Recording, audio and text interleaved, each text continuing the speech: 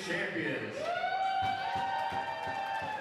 We have 7 huge matches tonight. We've got some surprises, we've got some debuts, we've got some fun, we've got some fear, we've got just about everything you look for in professional wrestling. I am so excited to be here. I'm so excited to see you guys. Are you ready to get this show on the road?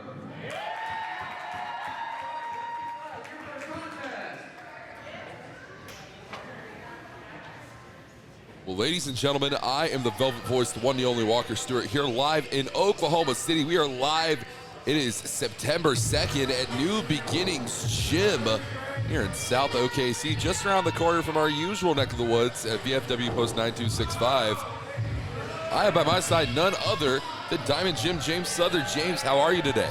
I am doing fantastic. I am ready for some UWO action, and I am ready to see what Marvelous Mike Andrews, the Spotlight Logan Knight, and our UWO heavyweight champion, Defiant Derek James, have in store for us tonight. Exactly. Defiant Derek James, very excited to be here because he has none other than a UWO Heavyweight Championship defense and an opportunity to pick up the Loco Wrestling Championship tonight. He's going to be defending his title in a title versus title bout, a steel cage match against Sam Stackhouse. Mike Andrews has something to say. Yeah, this guy always has something to say, James. Show him some respect.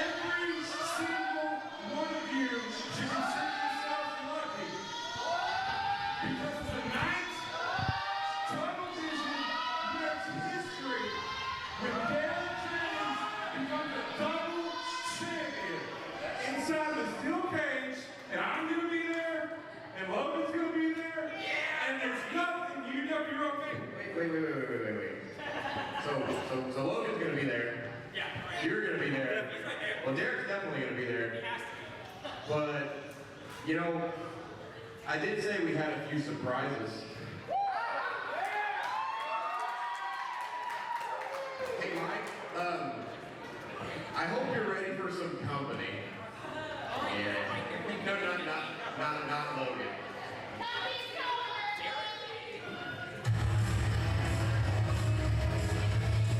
Ladies and gentlemen, making his return to UWO after almost a year of action. James, look who it is.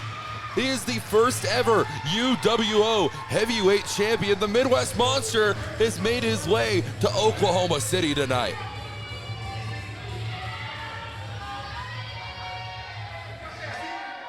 He is big, he is bad, and he is back.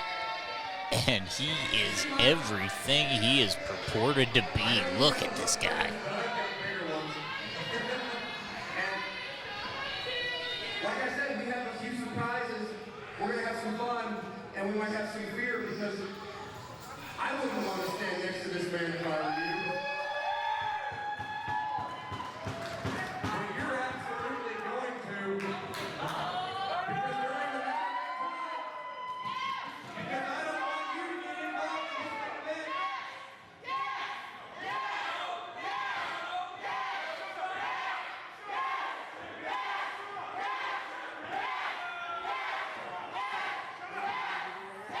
Because I don't want you to get involved in this main event whatsoever. Last week it got you knocked out. You will be handcuffed to this big and bad monster.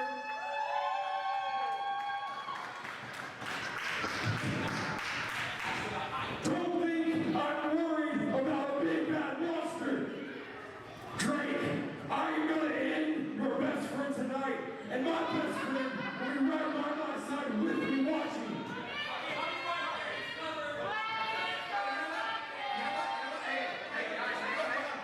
Hey, listen, I said we were gonna get this show on the road, and yeah, Blade's gonna be out there with Mike, but I don't know if Logan Knight's gonna make it to the main event because he has a match tonight as well, and he has a match right now.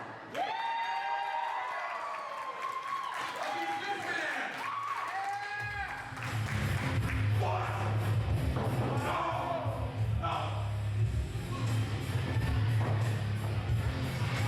Ladies and gentlemen, An impromptu matchup to kick off UWO Friday Night Fights here at New Beginnings Gym and Church. It is the leader of the regime.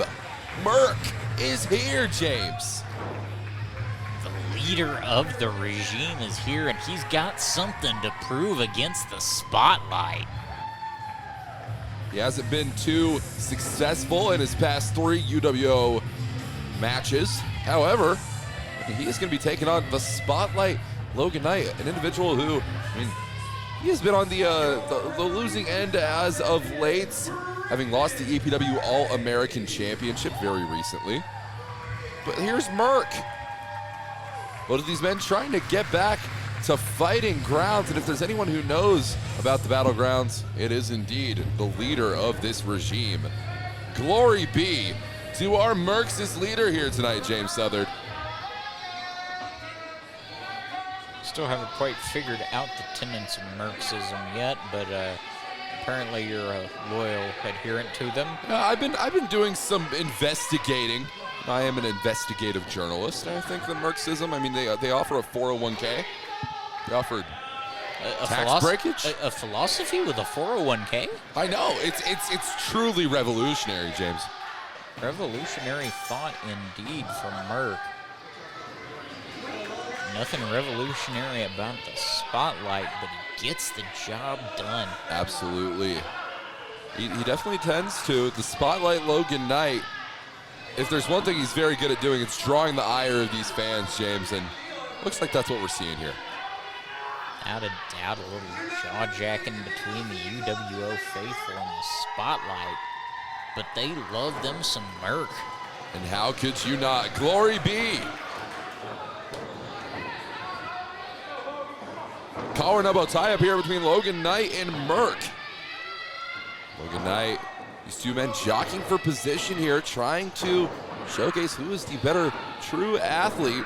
You have to imagine that the individual who wins and gets the advantage in the collar and elbow tie-up, you know, it's gonna really set your mental pace for the rest of the matchup, James. Without a doubt, the opening lockup is a very important way to assert dominance over your opponent, get that mental and physical advantage early on. Now front face lock applied here. Front chancery, front face lock here. Yeah, just continuously grounding Logan Knight. Merc is literally on top in this one. Both men back to a standing position though. Logan Knight though. I was just about to say, Logan Knight refusing to stay flat, constantly getting a knee under him, or his footing now as he's back up on his feet, attempting a single leg there. That's an absolutely intelligent game that we're talking about here for Logan Knight. Merc now on the offensive, in the control, having control of that arm. Shoot him off the ropes though. Catches him in the side headlock, masterfully applied there by Logan Knight. Shooting him off the rope goes Merc, drop down. Going for a hip toss, Logan Knight. A hip toss of his own, no. And Merc not one to be upstage, James. What are your thoughts on that encounter? Well, you see Logan Knight, they're trying to reverse everything Merc's thrown at him so far. So far, Merc just one step ahead of him. But I know the Spotlight. He'll find a way to get in control of this one and set the pace himself. You know, if there's anything I know about Merc, it is that can-do attitude. Anything you can do, I can do better. Logan Knight, though, I mean, he tends to kind of share that same philosophy. It's a really interesting mismatch of styles that we see here. But for every single, you know, difference that we see between these two, we see some similarities. Without a doubt, these two very resemblant of each other, not only in style, but in career trajectory. Merc, once a very young, promising upstart, now a veteran with some experience and showing why he is one of the top dogs in the region, or really this part of the country in general. Logan Knight now in that position of being the young, hot upstart. Of course, it'll be very interesting to see in 6, 7, 8 years where the Spotlight is when he's in Merc's position. Absolutely. Now backed up into the corner there by the Spotlight. Referee Brixton Barricade on the call here. And Logan Knight just raked the entire face of Merc on those ropes there. And that doesn't feel good, ladies and gentlemen. That is no walk in the park. Giving him an up close and personal view. You see Merc there talking some trash, and Logan making him eat a punch for it. And that's the thing, you know, we talked about this earlier, and I'll talk about it a little bit more in the upcoming moments of this match, as we see a side headlock there, grounded, keeping him in a lateral position, trying to do everything that he can. Mike Andrews is talking some trash on the outside as well. As I was saying, though, Logan Knight and Merc are very similar in a lot of ways, and one of them is that they tend to like to talk a lot. They're very vocal competitors. They're individuals who, it's almost as if their actual physical game is heightened by their ability to speak. Without a doubt, you'll see these two constantly just jaw-jacking back and forth. Cover here off that big boot. Only a 2 count, though. It's going to be a little bit more on the offensive side for Merc to put Logan Knight away. Chop there, maintain control of that wrist. Expert precision from those chops. You see that here, that sounds like a gunshot in OKC. Without a doubt, a big shot there now. Logan Knight into the cover, cinching up on Merc tight there. Logan Knight is throwing everything at Merc but the kitchen sink, and that one might be next, ladies and gentlemen. You hold on to your sinks. Never know what Logan Knight's going to bring into you. He's always doing research. He's always trying to learn a new hold or a new strike or a new move that he can use on his opponents and find more ways to inflict damage on them.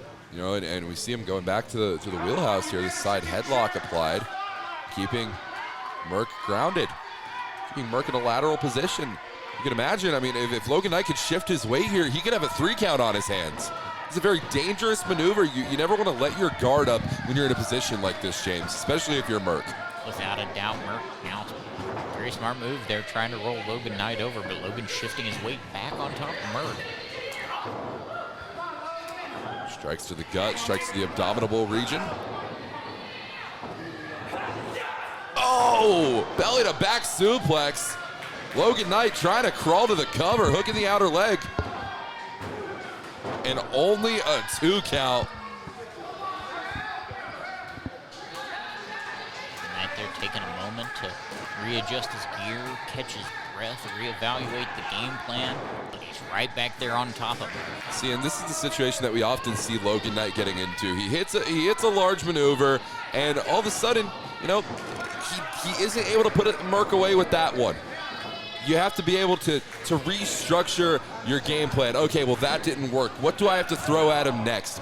Logan Knight, he kind of gets in his own head sometimes. We've seen this time in and time out from Logan. He gets more frustrated, and it sometimes leads to losses. Sometimes it leads to losses, but in situations like that, you see him taking full advantage of Merc just standing on the throat and collarbone of Merc. Yeah, that's not only taking advantage of Merc, that's taking advantage of our official and the rules here in Unified Wrestling Oklahoma. Taking full advantage of that 5 count before he is disqualified. Logan Knight trying to set Merc up for something here. Oh, Merc, big back body drop. Up and over goes Logan Knight. Trying to shake the cobwebs off now and get back to his feet. Both men now crawling to the ropes for support.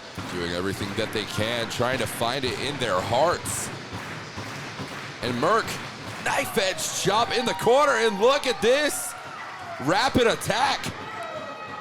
Tim Ryu-esque punches and chops raining down from Merc in the black and yellow ring. Hey, and remember what happened last time we saw this? Merc damn near destroyed our ring here at Unified Wrestling Oklahoma.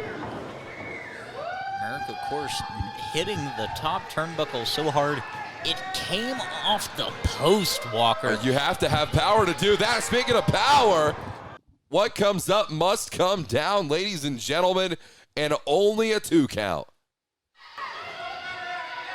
2 count there for Merc, dropping that elbow backwards on Logan, but he's staying on top of him. Smart strategy here by Merc.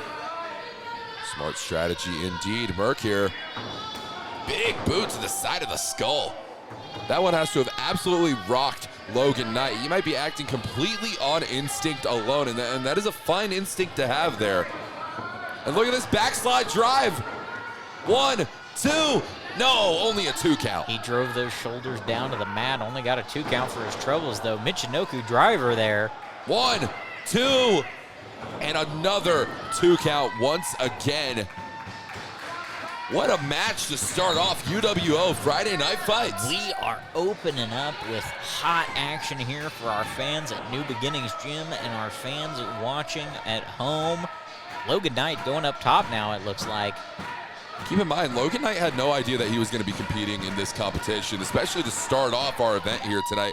Drake Gallows made this an impromptu matchup, said that Logan Knight had some competition. He found some competition for Logan Knight, and that comes in the form of the leader of the regime. Well, and that shows Logan Knight's strength. He is a phenomenal competitor. He is prepared for anything at any time. You hand him one of the country's best, and he goes out and hangs with them in the first match, unannounced. It doesn't matter to Logan Knight. He's ready to hang with anyone at any time. Absolutely. Precarious situation that we find ourselves in here. Oh! Rope assisted Insiguri. That kick to the side of the skull. Both of these guys have to be running low on energy there, so Merck pulling himself up into that Insiguri. Wait, what is Mike Andrews trying to use that selfie stick? What is going on here? Oh my God! My man Mike Andrews has been assaulted. Your man, Mike Andrews. I gotta have some sympathy for a guy who just had a selfie stick bent over his head. Yeah, that guy was about to be murdered. We need to talk about this later. Look at this, Logan Knight with the power bomb of the century, going for the cover. No, a 2 count. Merck kicking out at 2. Logan Knight truly believed that that was his opportunity. That was his opportunity to change the tide, change the trajectory of his career. We are talking about a champion in TWE Chattanooga right here in Merck. We are talking about a champion all over this great country. Logan Knight, diving elbow drop. Merck evades it. Those evasive maneuvers of the leader of the regime. Setting it up, getting in that 3-point stance. He's got something special planned here. Oh, knee drop. Driving the knee across the spine and neck of Logan Knight. And that's it. The regime stands tall in our opening contest. Ladies and gentlemen,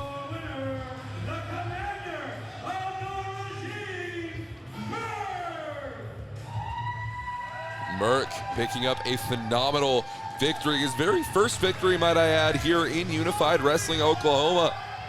Well, and you know, now that he's got that momentum started, he's going to look to keep it going in the weeks and months to come here at UWO. Absolutely, a 1-3 UWO record. This is the changing of the tide that the leader of the regime and all of the members of the regime have been looking for. I was looking for this myself. I'm happy to be seeing it tonight. Ladies and gentlemen, your victor, Merck. I don't really know whether Logan Knight is helping Mike Andrews to the back more than Mike Andrews is helping Logan Knight to the back more. Can somebody make sure Mike Andrews doesn't have a concussion? I think he was talking to that camera like it was a person. Someone might need to go check on Mike Andrews. Let's throw it back down to Double T. Tim Carter. Once again, I want to remind you, the concession stand is going towards the youth group here at New Beginnings Worship Center. It goes towards their camps and any trips they have for the youth. So make sure you go over there and get a hot dog, some hot burgers and Gatorade. Are you ready for your next contest? The following contest is scheduled for one fall. With your senior referee, Brent Wall. Ladies and gentlemen, Brent Wall makes his way into the ring. We are happy to see Brent Wall back in the UWO ring. And we are happy to know that cable television is brought to us tonight. The Bo Show. Bo Benton is here live at New Beginnings Church and Gym in Oklahoma City. Cable broadcast streaming It doesn't matter. Bo Betton says he's bringing the Bo Show to UWO. And how could you not appreciate the Bo Show? I mean, look at this man right here. That's a star in the making, James. He's got a very bright future, does this former Army member. We've got a showdown of the veterans here tonight. Yes, we do. Two of the Army's finest doing battle inside the New Beginnings Church gym.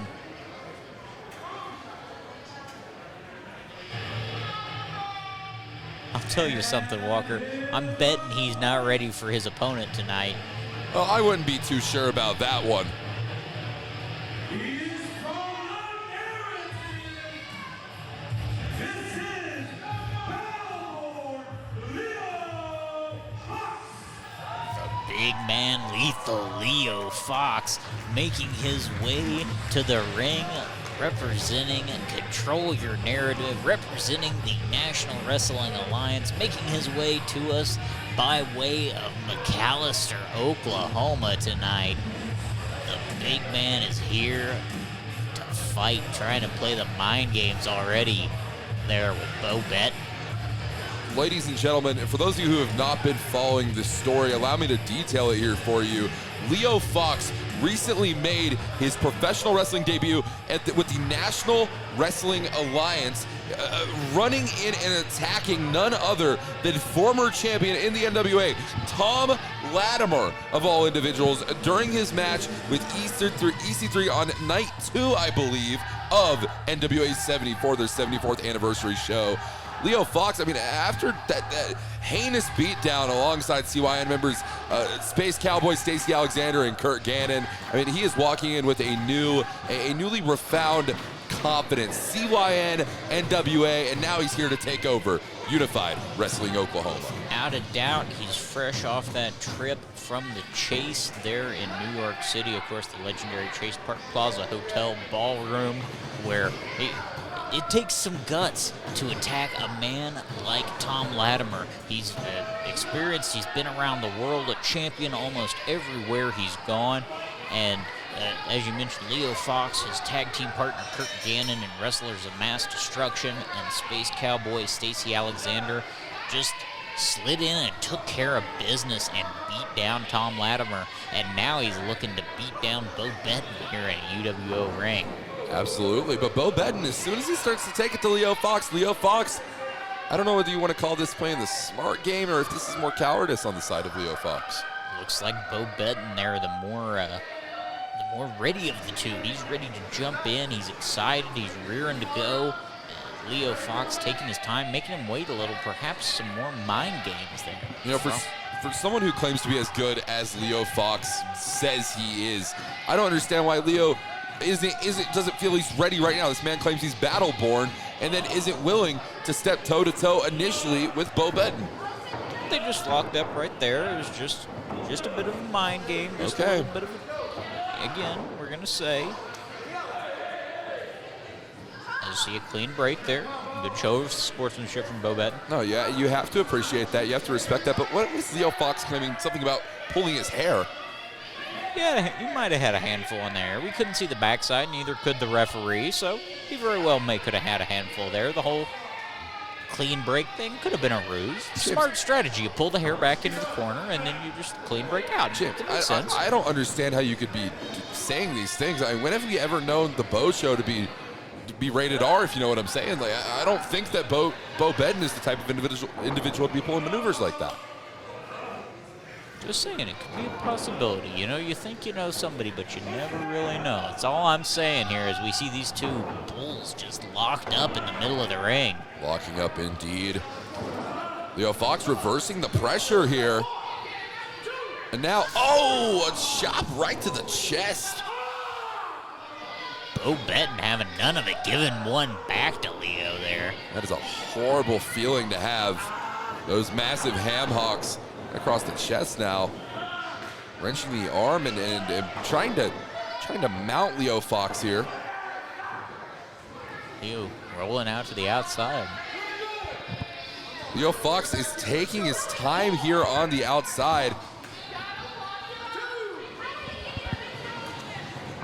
Leo Fox taking a moment to regain his breath, regain his composure, come up with a new strategy against Bo Betton, Drum Right's own.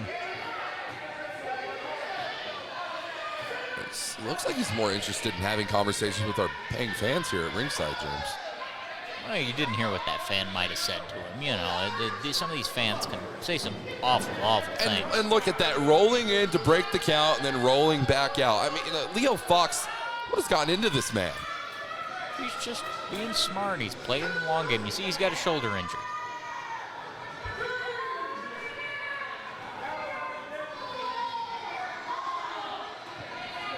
See, Walker, the man's got a shoulder injury. You just got to give him some time. He's trying to work out a catch. He'll get back in there as soon as he gets his shoulder right back into place. It's fine. He's not even focusing on... It's a recurring shoulder injury. It happens. Recurring shoulder injury? I didn't see anything about this on the Oklahoma injury report. Well, it's because you're just not privy to the injury reports. I'm privy to it. It's all right. It's okay. It's okay. I'll fill you. Thank you for your information, James Southern. Look at that. You want to talk about the arm being out of socket? Bo Betton has to be feeling that one. Big heavy forearm there from Leo Fox. There's that Army combative training coming into play. Heavy hands, big kicks, forearms aplenty. This crowd here wanting to see some of the Bo Show tonight. Well, I mean, they're definitely seeing the Bo Show, but ratings are down right now in the 18 to 49 demographic. Leo Fox strikes on strikes to these arms. You see these repeated knees, these strikes with the feet. Putting the educated feet to good use there, James. Without a doubt, using that big size 14 to choke out Bo Betton there in the corner. Size 14, that must be horrible to shop for shoes for this man. Man's got big feet, and you don't want to be on the receiving end of them. No, I definitely don't. I think Bo Betton might be questioning signing on to compete in this contest, especially after a maneuver like that. Trying to rip that left shoulder out of socket there. He's utilizing every single inch of the ring, not just the canvas, but we are talking about the ropes. We are talking about these steel poles that are holding our turnbuckle pads. And there is some of the smart strategy of Leo Fox coming into play. Now look at him just trash talking Bo Betton. Talking trash. Got him down, got him where he wants him. Now he's telling him, you ain't going nowhere, kid. Bo Betton trying to rally these fans behind him here. Trying to do the best that he can, but he's doing so with one arm. Strike from his right arm here. He's a one-armed man in a wrestling contest right now. You see that collision, but that collision occurred with that left shoulder that Leo Fox has been targeting this entire match. That might have hurt Bo Betton more than it hurt Fox. See Bo there trying to stagger to the corner, perhaps looking to try to put that shoulder back into place, or at least attempt to. But Leo Fox, like a shark, just smelling blood. Well, at least Leo Fox showing a little appreciation now for his competitor. He's a sportsman, I tell you. He knows what he's doing in there. He'll take care of the job, but he's a sportsman. Now trying to reposition the arm. Oh my, that could snap an arm, that could break a bone. Just trying to attack that upper arm and the triceps of Bo Betton.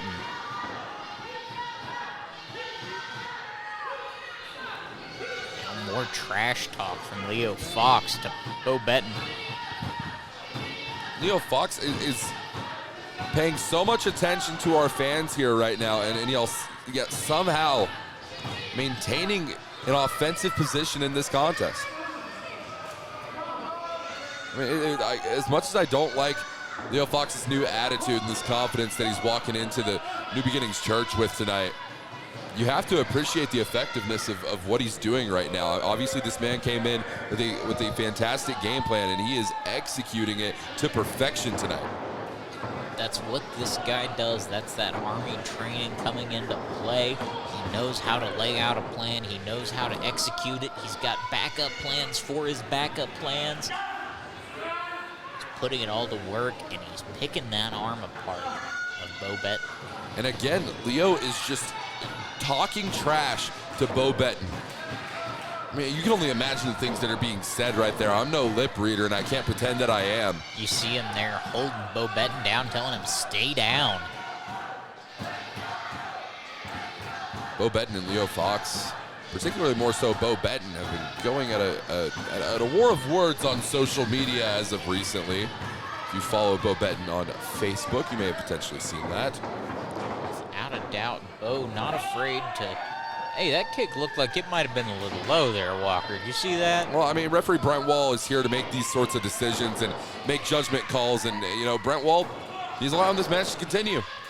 I'm just saying, it looked a little low to me. The knee might have caught him in the chest.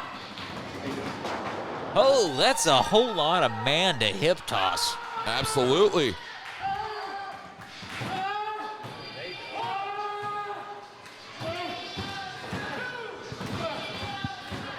And both of these men are down. We are at a standstill, draping one arm over Leo Fox. And Leo, with one of the most instinctual kickouts we've seen out of this competitor.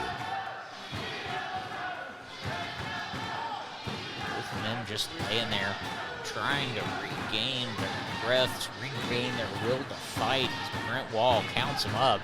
Yes, he does. Leo Fox being his first competitor in this match to make their way back to their feet. Look at that.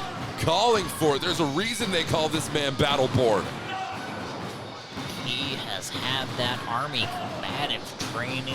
He knows how to throw those elbows, forearms, fists, you name it. He can throw them with the best of them. See Bo kind of whiffing him there with that line, but Leo coming back hard. Leo Fox, spear! Tearing him in half with that spear. Here comes Leo Fox. That's it. That's it. The match is over. And Leo Fox is out of here. He doesn't get paid by the hour. He picks up the dub and he's headed to the pay window.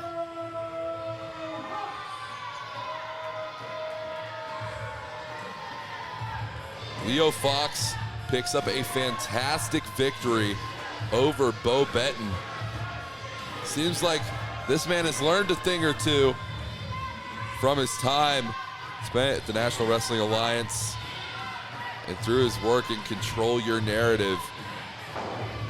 CYN will be making its way down to Texas very soon. You'll be able to see stars like such as Leo Fox, potentially many others from the UWO roster. Make sure you stay tuned for those tour dates being announced, being discussed very, very soon.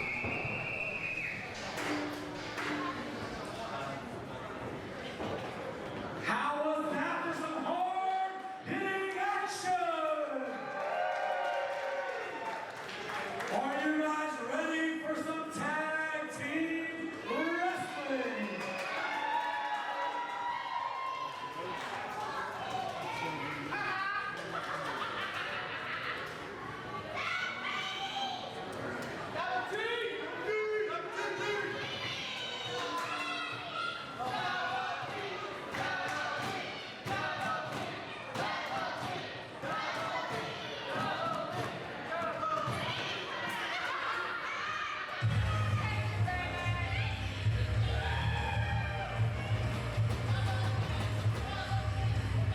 Making her way to the ring, this is Stormy Renee! Well, ladies and gentlemen, Stormy Renee, your KWA Women's Champion, making her way down to ringside here tonight for some more UWO action. We have a tag team contest underway. The Heart of Hutchinson, your KWA Women's Champion. The very first KWA Women's Champion at the Kansas Wrestling Alliance. Our friends up there at KWA, we want to give a special thank you to those individuals.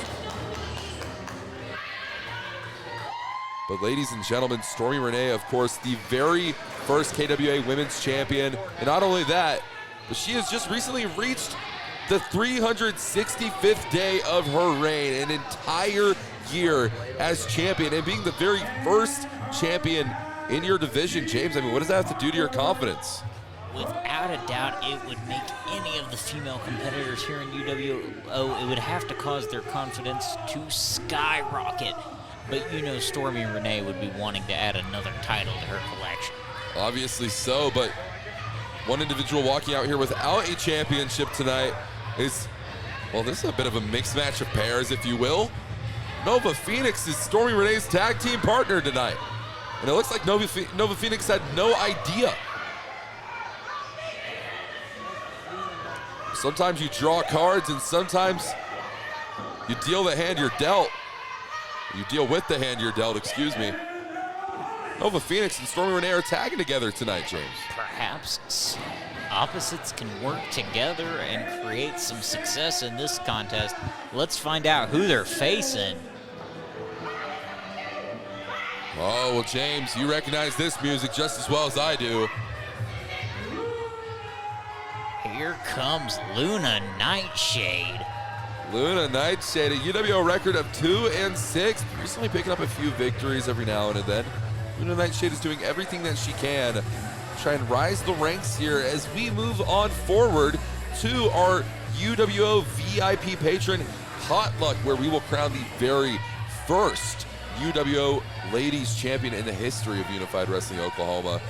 And you do not want to miss that one, folks. Make sure you join our Patreon at the VIP tier. VIP, that's the level you want to be if you're going to this potluck and you want to be there. It's Potlucks and Pro Wrestling Walker. You gotta love it. You gotta love it. I know I'm bringing a coleslaw to the potluck. I love coleslaw. A coleslaw, a wonderful dish. What is?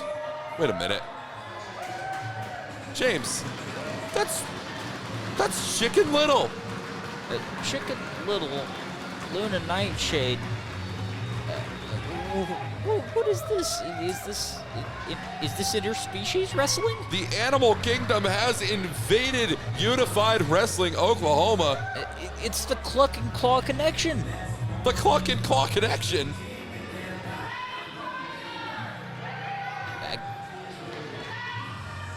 Looks like the mismatched team is gonna face yet another mismatched team here, but perhaps the Cluck and the Claw can beat the good and the bad.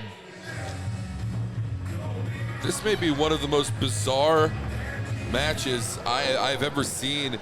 I didn't see this one on the docket, so this is definitely one that to watch out for.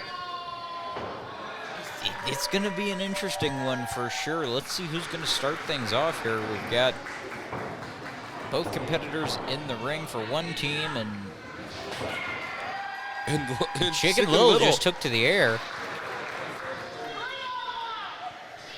Stormy Renee seemingly having fun, wanting to go over and shake hands.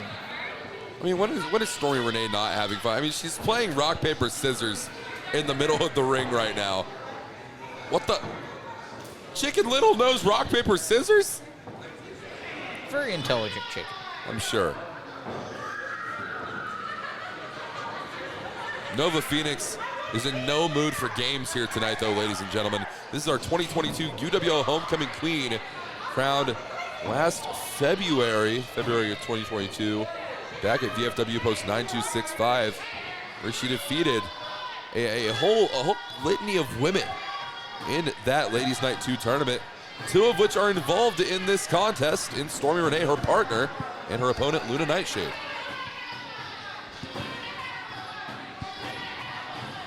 And what a great tournament that was, Walker. Of course, crowning our first homecoming queen. Excuse me. That tournament will be back next year, folks. So Nova will have the chance to defend her. What is? We got a twerking chicken here, folks. A twerking chicken? Or is he a twerky? Twerky?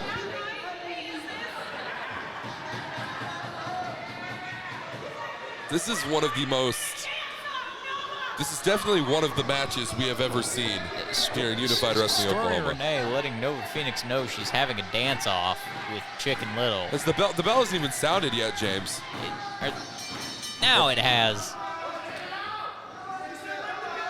Brent Wall breaking up the fun here.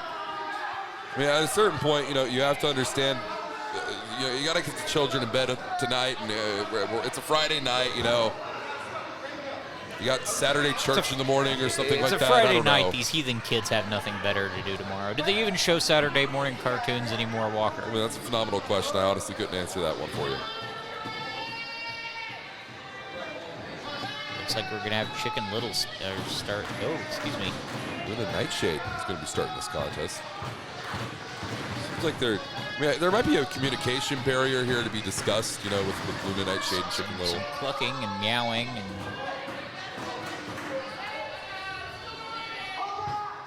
That chicken has a beard.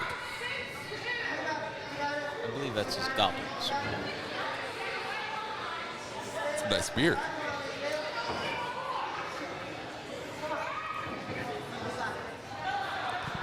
Wait, what is Chicken Little? Looks like Chicken Little's starting a chicken fight. Well, and Stormy Renee isn't too interested in fighting. She's hugging it out. What the? Nova Phoenix, on the other hand. Big boot taking out Luna Nightshade and Chicken Little.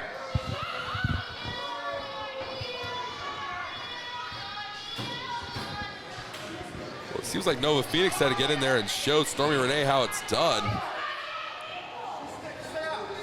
And referee Brent Wall is begging Nova Phoenix, please stay out of this contest. And I can't blame Brent Wall. I mean, he already has enough that he has to deal with. He just received his job back.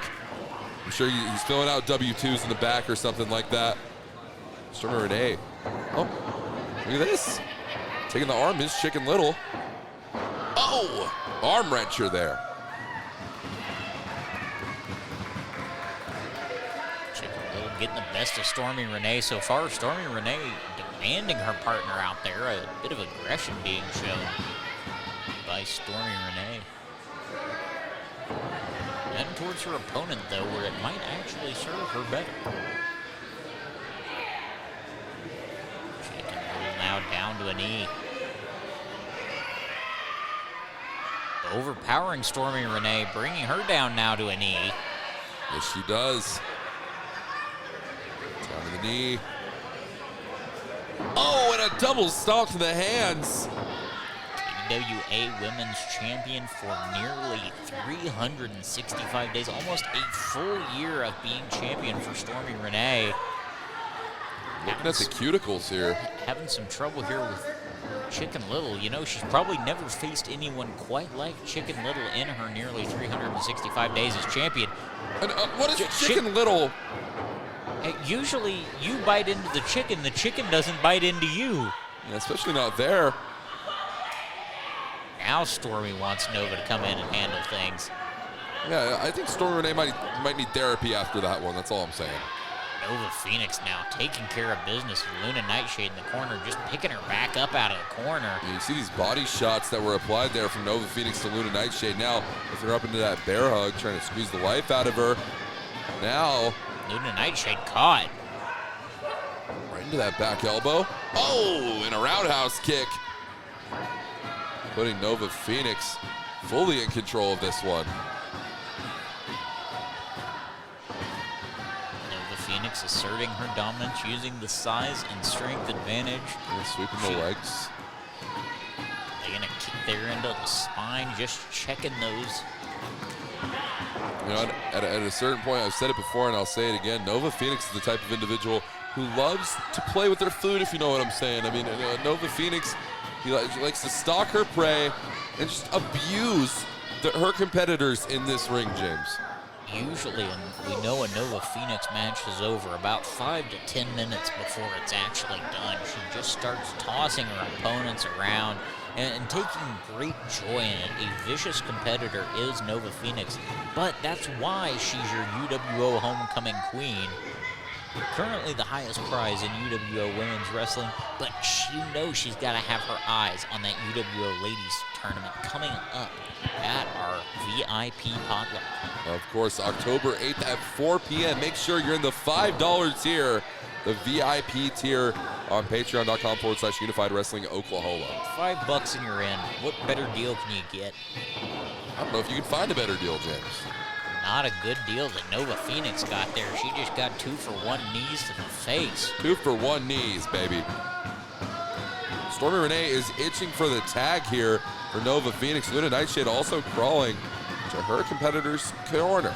Nova's trying to make the crawl first here, and she succeeds in making the tag, but also in comes Chicken Little.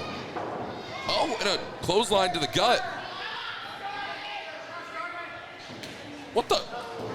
Yeah, I don't think Stormy Renee is taken too kindly.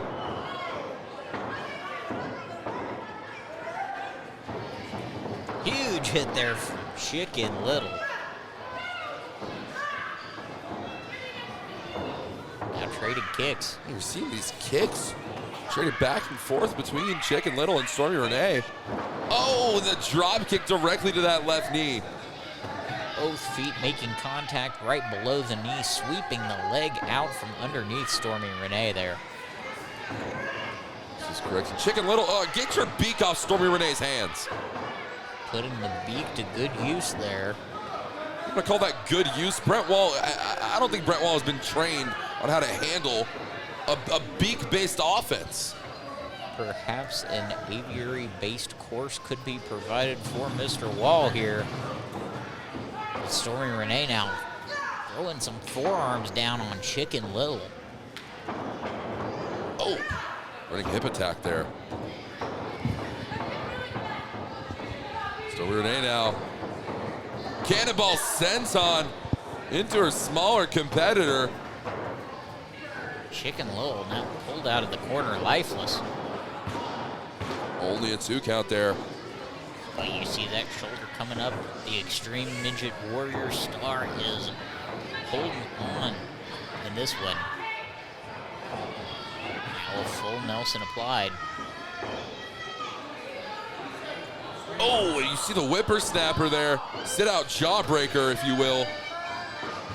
Making the tag. Luna Nightshade is involved in this contest now. She is the legal competitor. Anything can happen here. Waist lock into the schoolgirl roll up. 1, 2. See Stormy Renee getting the kick out there, but Nova Phoenix thought she was going to have to interfere within this. Maybe Nova Phoenix has reasons to begin trusting her partner in Stormy Renee. No. Just pushing Renee out of the cover. Very interesting strategy that we see here from the Rising Phoenix. Irish whip out of the corner there. Luna Nightshade sizing her up. Avalanche splash. Nightshade here. Forward elbow. Chicken Little in on the tag. What the? Oh! Going topsy-turvy. Stormy Renee now trying to figure out where she is. Makes the tag to her partner, Nova Phoenix. Yeah, I don't know if that was willing or not, but Luna Nightshade with a kick right there. Nova Phoenix. And again, Nova Phoenix is sent topsy-turvy. She got tabletopped by the chicken. The Cluck and Claw connection is raising havoc on the Rising Phoenix. They are raising Cain tonight in the wrestling scene here at UWO. But Chicken Little now into the corner with his partner. They're all stacked up. What the? No! Oh! Hip attack right to her own partner. That won't do anything to improve the relations between this already struggling tag team. I don't know if there is any mending the fences between Stormy Renee and Nova Phoenix. I can't think of 2 more opposite individuals. Looks like Chicken Little is attempting a fireman's carry there, but Had her a single leg takedown, but it wasn't working on Nova Phoenix. Just bringing a heavy forearm down on his back. absolutely not. Nova Phoenix trying to power Chicken Little. Wait a minute. Chicken Little now sent right into the corner. Nova Phoenix again. Sent right into the corner of Stormy Renee. Stormy Renee just bonked Chicken Little on the head. Not sure if that classifies as a bonk or a boob.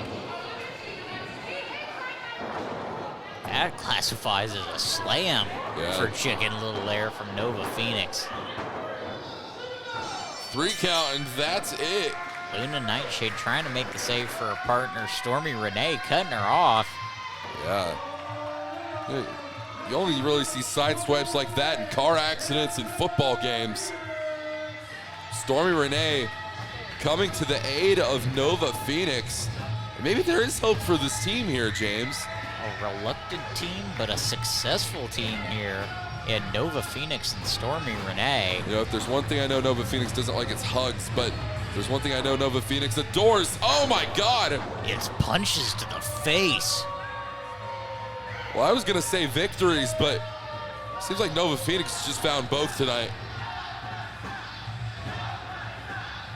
And finding some entertainment from the chants here of the crowd. What a match.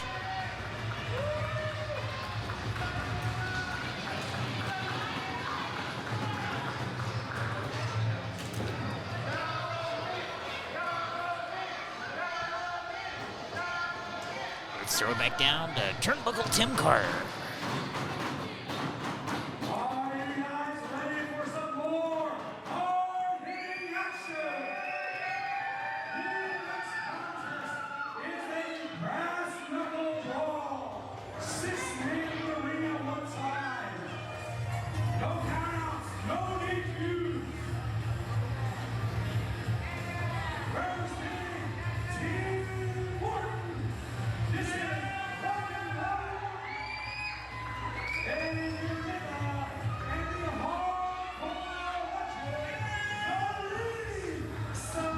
Well, ladies and gentlemen, Rockin' Ronnie Morton, Adrian Vega, and Kareem Sadat are here for some incredible UWO action. We have the Brass Knuckle Brawl, a 6-man tag team contest, tornado tag rules, no disqualifications. We have Adrian Vega, a Shawnee, Oklahoma native, making his return here to Unified Wrestling Oklahoma in this 6-man tag team contest. Kareem Sadat, your current EPW All-American champion in his own right, and everybody loves them. Women want him, fish fear him. Rockin' Ronnie Morton. He is the RDW Brass Knuckles champion. You know it, continuing that Morton family legacy here in wrestling. The cousin of Ricky Morton, the nephew of Paul Morton. representing Team Ripper. Let's bring out their opponents. The opposing team here in this Brass Knuckles Brawl. It's going to be chaos, Walker. Oh, I absolutely know it's going to be chaos, James. I wouldn't expect anything less from a match titled the Brass Knuckle Brawl match. We have Ryan the Ripper Allen and Duncan Kincaid, your RDW Iron Man champion. Half of Sinister Vanity. And they've found an unlikely ally tonight in the Savior of Suffering, Malachi. You know, Malachi, he is a current EPW Tag Team Champion, one half your AIWF World Tag Team Champions. I mean, this is a proven competitor, and if you're saying, you know, we are entering a tag team competition, a tag team scenario, why not bring in not only a 2-time current tag team champion, but also a former tag team champion across multiple facets there, James? Without a doubt, some very accomplished competitors on both sides, some great young upstarts on both sides, some experienced veterans on both sides. This is going to be one to watch. Of course, more veteran experience on Team Morton's side here.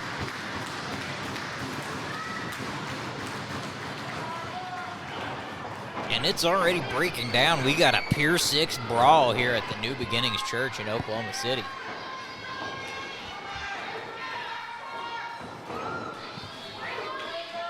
And the brawl has started. This match is underway. You have to imagine that a match titled a Brass Knuckle Brawl would benefit the likes of Rockin' Ronnie Morton. What are your thoughts there, James? Well, of course, the reigning RDW Brass Knuckles champion. You got to favor him in a match where there's no rules, nothing holding him back. He can be as clean or as dirty as the match calls for.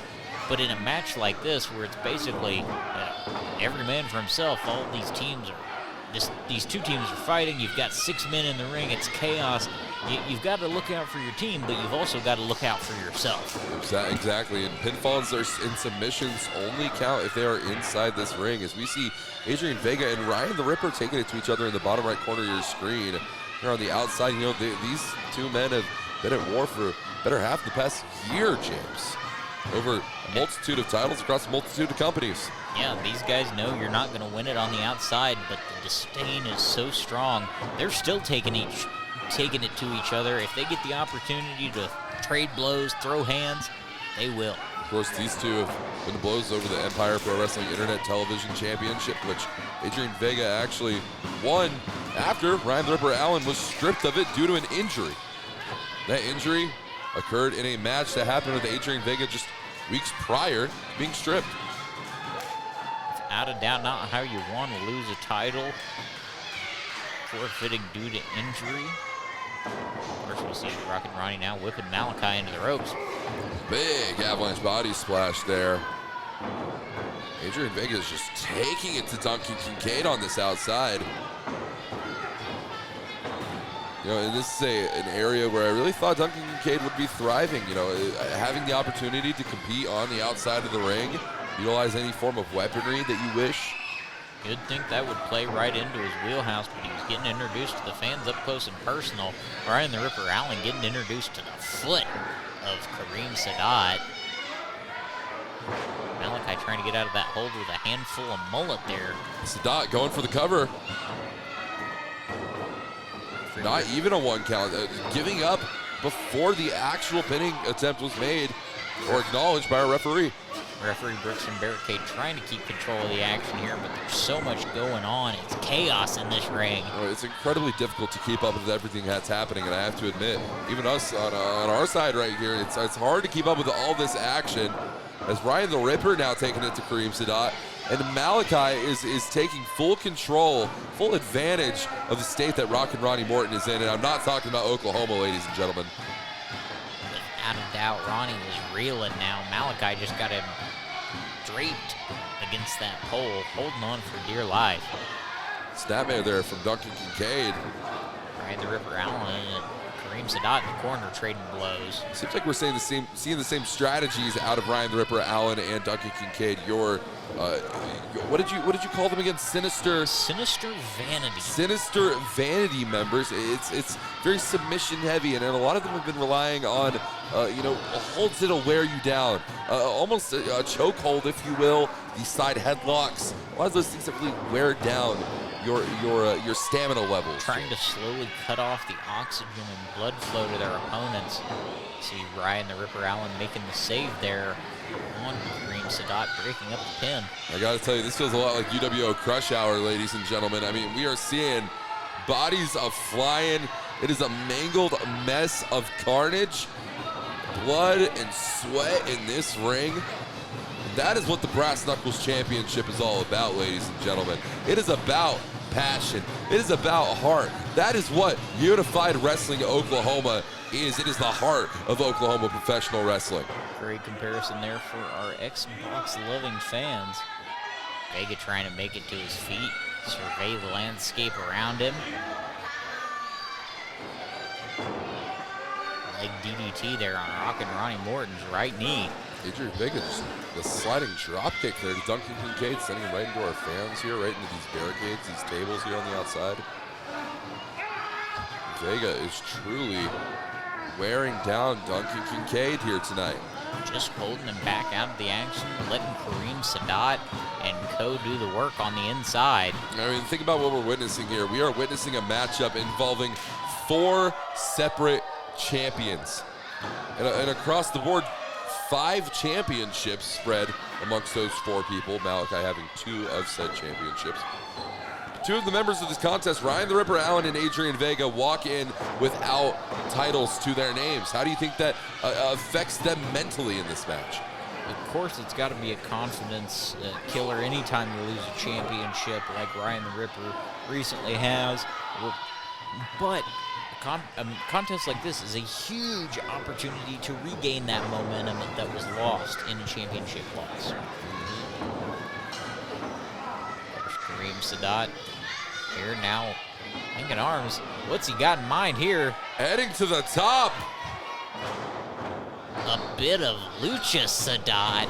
Bet you didn't think you'd see that, Walker. That is probably one of the most impressive things I have ever seen. Walking the ropes into the arm drag. Just when you think you've seen it all from Kareem Sadat, you've seen the man face New Jack, and he didn't break that out. I wonder why, James. I can only imagine why. Kareem Sadat, I mean, this crowd is feeling it here tonight. Don't tread on me, don't tread on tradition, says Kareem Sadat. The Ripper, though, going for this choke here. Sadat finally taking the time to break that up. Well, ladies and gentlemen,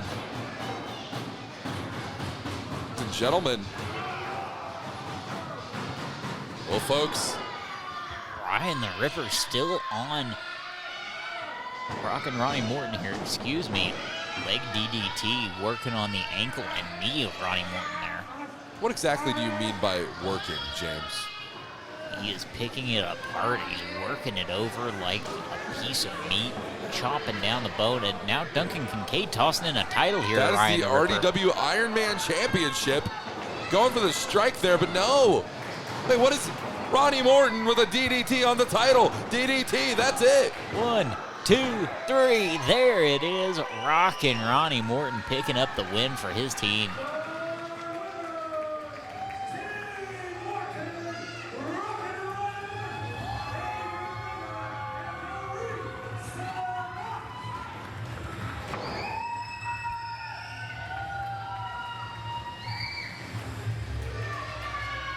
Wow, what a victory tonight for Rockin' Ronnie Morton, Adrian Vega, and Kareem Sadat. An unlikely pairing, but they got the job done. A common bond of tradition and passion of pro wrestling led these three to a victory.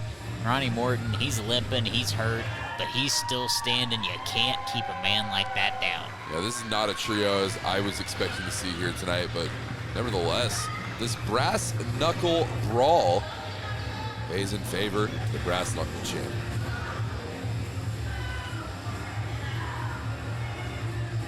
Would have thought Sinister Vanity, having 2/3 of their members in there, would have the advantage, but just something wasn't clicking there with the savior of suffering, Malachi. A miscalculation to the highest degree.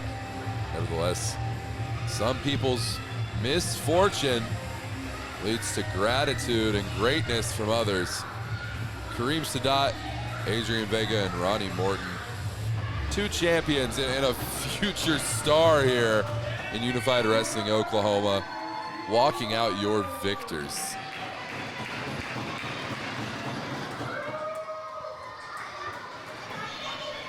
What a match.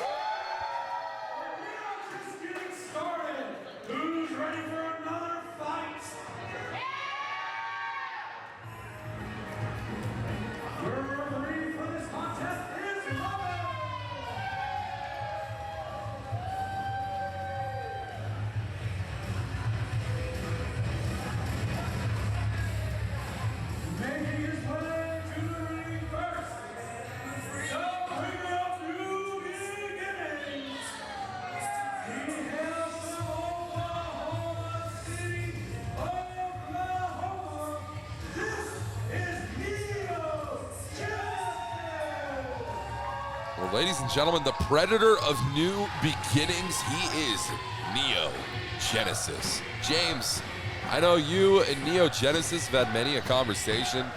Talk to me about what we see in front of us. Well, of course, you want to talk about New Beginnings here at New Beginnings Church. It gets no fresher than Neo Genesis. We've seen him make his debut here in UWO recently. This young up-and-comer, has a lot of potential. You can see he's got the size, over 6 foot tall, well north of 225. He's got the size, he's quick, he's agile, and he's looking to prove that he is an excellent athlete in the ring. You know, it's really interesting because you see a competitor like Neo Genesis, and he's coming out wearing a t-shirt, and he's coming out wearing cargo pants, and you're saying, well, man, how do you move in that attire? How do you do the things that this man does? And then you see the things that Neo Genesis can pull off in the ring. They're absolutely incredible. They're jaw-dropping. But this is a man that we see in front of us right here, Ricky Wingrave, an individual with a very troubled past few events. The past few times that we've seen Ricky Wingrave, He is fired. One of the most beloved referees in Unified Wrestling Oklahoma and UWO ref Brent Wall, who has now been reinstated by the urban legend Drake Gallows. He has been reinstated, but I want to note he is not the referee for this contest. Referee Robin is taking the reins on this one here as Ricky Wingrave makes his way to the ring now. Yeah, I have it on good authority that Ricky Wingrave specifically requested a restraining order of sorts with UWO management, basically saying, I don't want Brent Wall anywhere around me, especially not in my matches. And now, especially requesting referee Robin to be involved in this matchup. I mean, what are your thoughts there, James? Well, it's definitely a unique request. We very rarely see management taking such issue with a referee, especially one that, I'll give him, there's some validity to what Ricky says. He doesn't see everything, but find me a referee that does, all right? There's nobody out there really finer than Brent Wall. He's a fine official. He calls it right down the middle most of the time. Give him the benefit of the doubt. Genesis now with the side headlock applied here. Ricky Wingrave trying to maneuver his way out of it. And again, into another side headlock, this time applied by Ricky Wingrave himself. You see the torque. Oh my.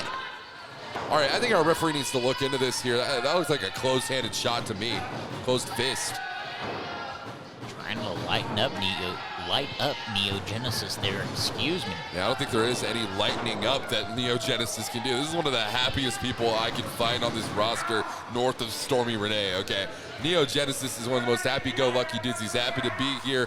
He enjoys professional wrestling, and he just enjoys people. He's a people person. Ricky Wingrave, I used to be able to say the same thing, but definitely not lately. Well, Neo might be enjoying his time in UWO, but he's not enjoying being in that head scissors there from Ricky Wingrave, trying to fight to get out of it. You see him kicking those legs, trying to torque his momentum out. Trying to kip up here, but you see. Now trading back and forth, popping out and grabbing a headlock of his own. Great athleticism there. Look at the swagger. Look at the confidence on this young man. Now he's got that headlock, not quite as tight as he probably should have there, allowing Ricky Wingrave to roll him over there into a pinning predicament. Oh, big drop kick there. And might I just say, I believe this is less than 10 matches into his career as Neo Genesis. He's been trained for a very long time, off and on, and now Neo Genesis, I mean, he's finally in full-time competition here. I mean, with less than 10 matches, less than a year of actual in-ring experience under his belt. It's actually incredible some of the things Neo Genesis can do. Without a doubt, a very prominent up-and-coming star. We look to see more from him in the months and years to come. Right now, that veteran experience of Ricky Wingrave allowing him to take the advantage over Neo Genesis here. Gotta appreciate that veteran instinct there, but Yelling at Neo to quit, driving those forearms down hard across his chest. I mean, this new attitude, this new side to Ricky Wingrave that we're seeing, I have to appreciate the results that we've been getting out of it, but keep in mind, all of this stems from a loss suffered at the hands of none other than the foreman, Red James. Red James has gotten under the skin of Ricky Wingrave, and Wingrave has absolutely snapped.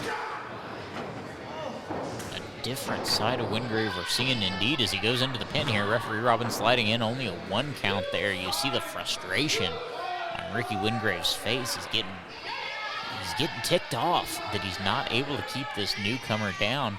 Neo Genesis, yeah, he might be new. He might be fresh to the wrestling scene here in Oklahoma City, but he is no lightweight. He's tough, and he has proven that in his first couple of contests. Now he's proven it against Ricky Wingrave. Yeah, I mean, it's almost poetic that we're talking about the Predator of New Beginnings. We're here at New Beginnings Church and Gym. It's a new beginning for Ricky Wingrave within this newfound attitude that he has. And it's seemingly getting him success, so, I mean, you can't argue with results. Absolutely not, but who's to say what the result of this contest is going to be? Only time will tell. Out of the corner, he sends him. Oh, overhead trap kick. Using the ring to help shift his body weight and momentum there. Christian Cage style. Oh, roundhouse kick. Caught him right in the gut and chest, knocking the air out of Ricky Wingrave. Yeah, that compressing the sternum, belly to back suplex, dropped directly on your back. The Saito, only a 2 count. I can't believe it. I think Neo Genesis put many men away with the Saito suplex throughout his short time here in Unified Wrestling Oklahoma. Beautifully executed there, dropping Ricky Wingrave on his head and neck. I mean, when you throw your biggest shot at your competitor, what is there left to do there, James? What is... Oh, we'll have to see if Neo Genesis has anything he can pull out of the bag. Oh, Ricky Wingrave pulled a big, heavy hand out of the bag. Yes, he did. That's going to be it. 2. No. And still in this one, this is something interesting to note here, James. Most of the time, Neo Genesis puts his opponents away with the Saito suplex. Most of the time, Ricky Wingrave puts his opponents away with that rolling clothesline, that discus lariat. But without a doubt, but you see there, Neo Genesis, a very strong individual, very powerful. He doesn't have a glass jaw, proverbially, there, that just allows his lights to go out easily. He was able to absorb that punch and stay ambulatory enough to kick out. And now he's on the rally here. Like a house of fire, fresh out of the New Beginnings gym, the Predator of New Beginnings. Shotgun drop kick, now flip through, and a big splash there in the corner for Neo Genesis. I mean, you look at the confidence of Neo Genesis here. Big senton, going for the cover. Only a 2 count, says referee Robin. You got to trust the judgment, but that surely was close.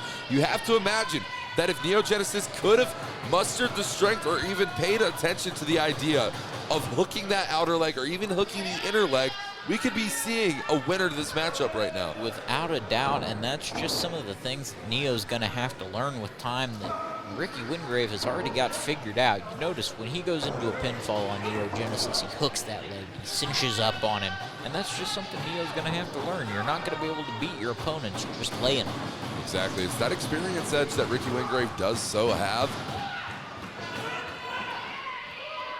Strikes on strikes between these two men, exchanging of blows in the middle of this UWO ring. Rolling elbow there. Couple of knees there, and a big, heavy right hand from Ricky Wingrave. Wingrave has now brought this match to a pace that he's comfortable with, a pace that really suits him. You see him waltzing around the ring. It's slow, it's melodic. It's like a dance here, James Southard. Ricky Wingrave is keeping it his tempo. The Ace of Blades is setting the pace in this one, and now he's trying to choke out. He's got that reverse sleeper. Dragon sleeper applied. Trying to choke the life out of Neo Genesis. You see him fading, his body crumpling to the mat. Oh my God, I think he's gotten limp here, James. Referee Robin right in there to check on it. You see that arm moving. There's still some life in that body of Neo Genesis. How much and how long it'll last? One. Oh no, James, this could be it. This could be it here, James. Yeah, that's it. This match is over. Neo Genesis just can't go anymore.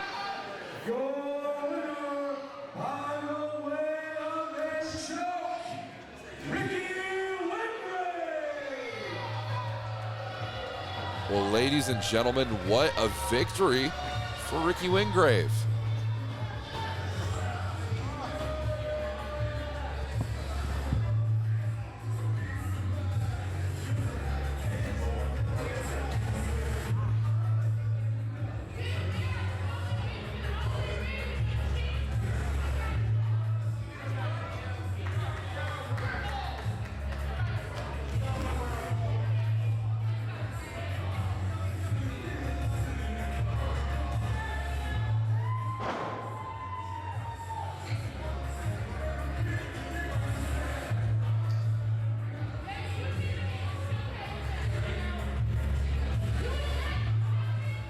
Ricky Wingrave walking away with the win. You know, that's what he wanted. He wanted to put another notch in that win column and walk out victorious. Neo Genesis, unfortunately, walking away as a loser. But it's steel cage time, Walker. Yes, it is, James. And I am excited. I, for one, am ready for some steel cage action. Title versus title. Let's throw it down to Turnbuckle Tim Carter.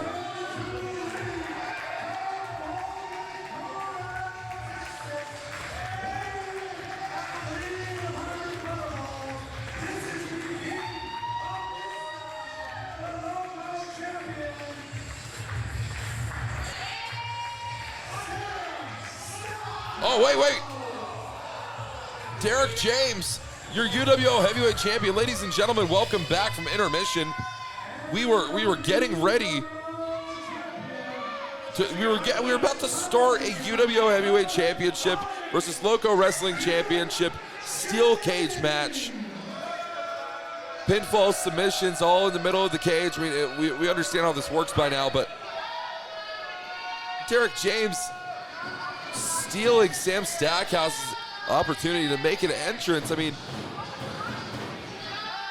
Just throw it. Oh, and it looks like Sam's busted open here, too. yes, it does. Referee Robin on the outside isn't sure, I mean, what to really do in this situation. This isn't a situation that we're privy to. This is the very first steel cage match to take place in Oklahoma City since 2013, James. 2013, nearly a decade without a steel cage being erected here in Oklahoma City to settle a difference. Only now has a situation this violent, this brutal come into play that we need to see these two men settle it all in a steel cage. And look at this, they're treating Mike Andrews like a common criminal here. A common criminal. Okay, let's be honest here. You've seen, just as I have throughout the state of Oklahoma at UWO and at Empire Pro Wrestling, the way that Mike Andrews has cost Sam Stackhouse opportunity after opportunity. I'll take it back to December at EPW, a fight before Christmas, where Mike Andrews cost Sam Stackhouse an opportunity at the EPW Heavyweight Championship against Father Patch. Mike Andrews now in this exact same situation. I mean, he was looking to play a role in this match with Derek James. That's the reason he's out here tonight, right? He was out here to manage and guide his man to victory. That's what a manager does. They lay out the game plans, they strategize. Well, this is a hard thing to strategize Derek for. James going up here. Getting caught by Sam Stackhouse. Big boot. Stackhouse is truly gushing everywhere. Diving crossbody. Stackhouse catches him. Stackhouse caught him. This is not where you want to be if you are the defiant one. Oh, good God. Introduced to the solid steel of that cage. You see it flexes a little, but there's nothing. You're not going to go through that. It's going to hit, and it's going to hit you hard. It's going to tear apart the flesh. It reminds me a lot of Sam Stackhouse, actually. Off the ropes goes Stack. Oh! Right into the cage. Just so you can try and use that steel cage as a weapon. It can be used against you. Springboard into the drop kick. Derek James using his speed and agility there. Perhaps the bigger athlete of the two. Putting it to work there against Sam. Referee Robin on the call for this matchup in the middle of the ring. And I would not want to be trapped in a ring with a behemoth the size of Sam Stackhouse or a champion the intensity of Derek James.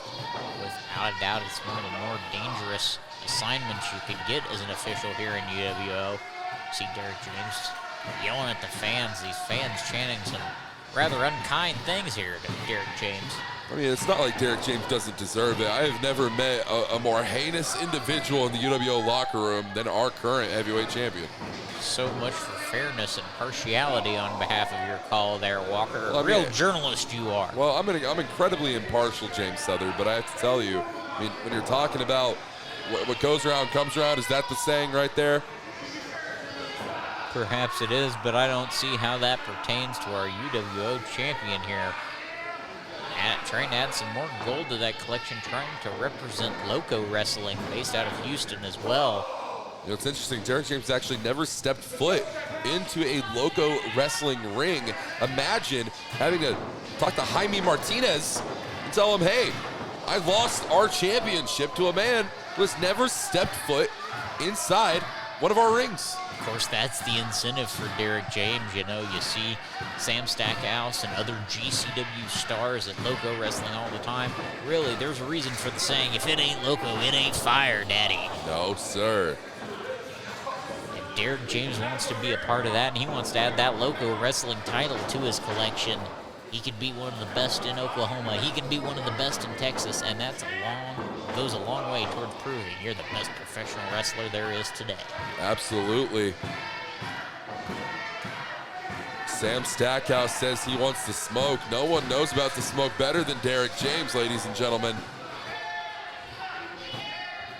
Derek James trying to light that fire up that is going to get him the win in this contest, choking out Sam Stackhouse and dropping the foot on him hard.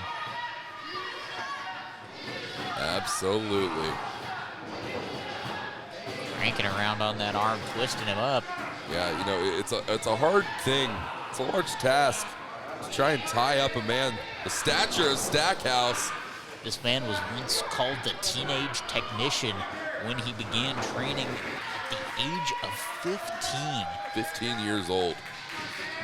This man is currently the age of 20 years old. 2-0 here is Derek James. It's 5 years of in-ring experience, and you know, sometimes we see Derek James competing against individuals who, well, look at this, James. That might work. Oh, the knee directly into the skull of Derek James, turning him inside out. There was some of that veteran experience trying. Wait a minute. What is Mike Andrews trying to do here? He was trying to open that cage. Luckily, Brixton Barricade, one of our other officials out here at ringside, to keep that from happening. I swore I heard one of the guys call for the cage door. But these headsets are a little hard to hear through, but nonetheless, here we see Stackhouse now choking the life out of Derek James here on the ropes. Our officials are distracted trying to get the door closed.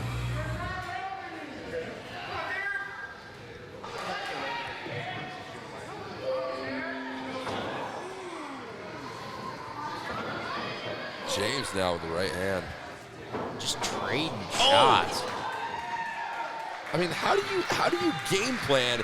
Not only are you in a steel cage with a behemoth like Stackhouse, you also are in a steel cage with the man Sam Stackhouse.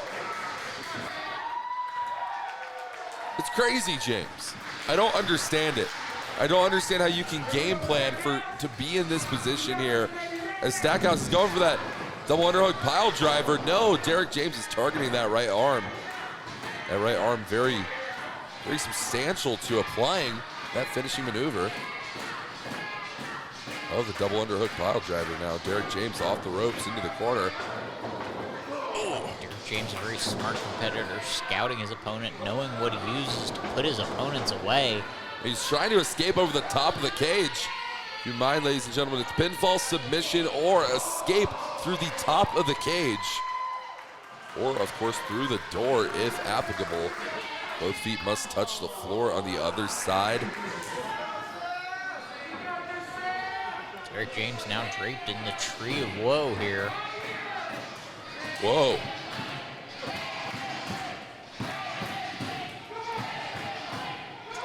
Stackhouse. Looking to play the role of the devil. Kevin Sullivan here with the drop kick there in the tree of woe. Derek James unhooking himself there and collapsing down. Yeah, I bet he wishes he could have done that a lot sooner, or else he wouldn't have felt the brunt and the impact of that drop kick from Sam Stackhouse. Look at that! This is what happens whenever you have no disqualifications, James. Man does what he needs to do to secure the win. Absolutely disappointing. See that from Derek James, and transitioning into the full mount here, and you see these loaded strikes.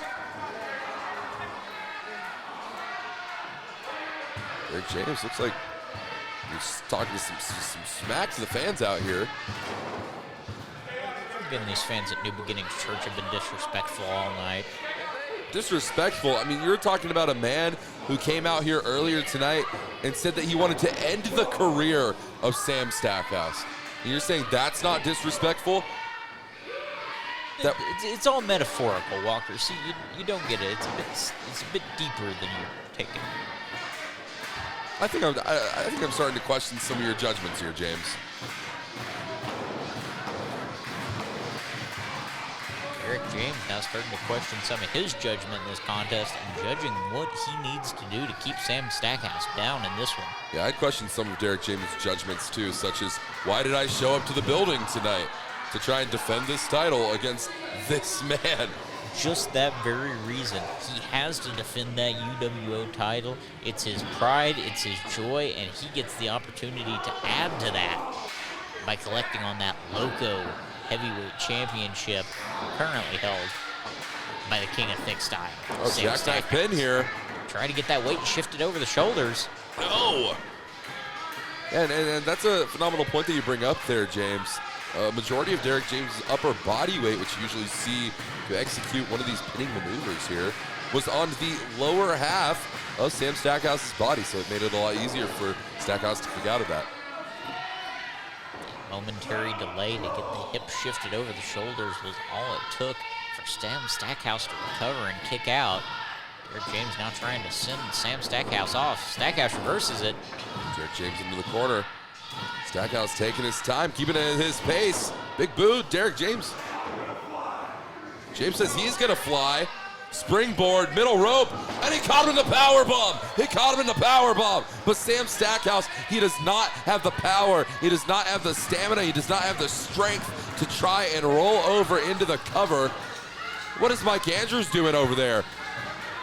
Mike Andrews just sent Blade into the cage, and he's trying to open that cage door, James Southern. You got to go stop him. Someone's got to go stop him. Mike trying to look out for his guys here. What's he got? Mike has completely slipped out of the handcuffs. How did he do that?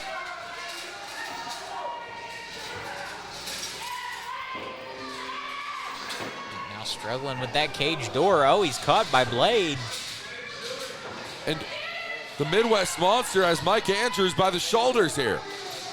Derek James is meanwhile trying to escape through that cage door. And the handcuffs are reapplied here tonight. No! Mike Andrews just slammed that damn steel cage door into the skull of Sam Stackhouse, and he meets the same fate for his troubles. And Sam kicked out. I have no idea how Sam Stackhouse managed to kick out of that. And Derek James has to be echoing my same sentiments, because there is no way, in my earthly understanding, how Sam Stackhouse could even still be in this. It's all heart. It's all determination. It is that drive to represent not only Loco Wrestling, but also Unified Wrestling Oklahoma, the premier professional wrestling promotion in this great state. Without a doubt, this is basically a battle to be the representative of the states of Oklahoma and Texas. Loco is bringing the fire down in H-Town, and UWO is bringing the fire to Oklahoma City and Tulsa. Yeah, and not only, is Sam Stackhouse is indeed a resident of Golden Corral, Texas, but he's much more beloved by the Oklahoma fans here tonight than Derek James is.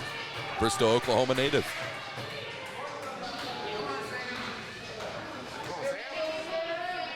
Sam Stackhouse taking his time here. I don't know if this is exactly wise of Sam Stackhouse, but who am I to make those sorts of judgments, James? I mean, it's just that Derek James is very much the type of cat who very quick to recover from maneuvers like this, especially if you give him that time. He is quick, and you give him a minute. He's also sharp as a tag, too. You give him a minute, he will come up with a game plan to get back on you and regain. Well, what is your game plan here? It looks like Derek James is busted right open. And he's being ping-ponged off those walls. He needs just another moment to reevaluate and come up with another game plan. Perhaps Sam might be giving it to him here. He's taking a bit too long. No. Gets him into a spike DDT. Sam is rocked. He's stunned. You see he's got the 1,000-yard stare going on. The gloss-eyed look from Sam Stackhouse. I have zero understanding. Once again, James, Sam Stackhouse kicks out. Stackhouse now. Oh, he went for that spinning wheel kick. Derek James had it scouted. Oh my God, KTFO. That's it. He's going for the cover. No. Wow. A shot like that, a diving forearm to the back of the head, and Sam Stackhouse is still fighting.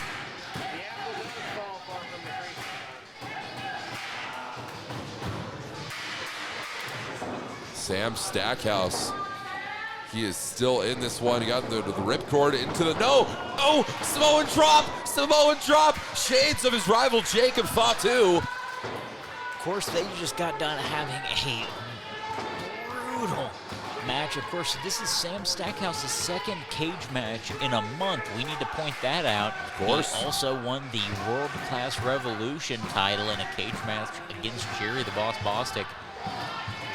Perhaps that's why Sam has been so successful thus far tonight. You know, and that's very reminiscent of the time that Derek James won the AWE Lionheart Championship from Brandon Groom in a steel cage match. Oh, that's it. Wait, no, I can't believe this, James. We have a new UWO champion. We have a new UWO heavyweight champion. I can't believe it. Sam Stackhouse has pinned Derek James. I'm stunned, Walker.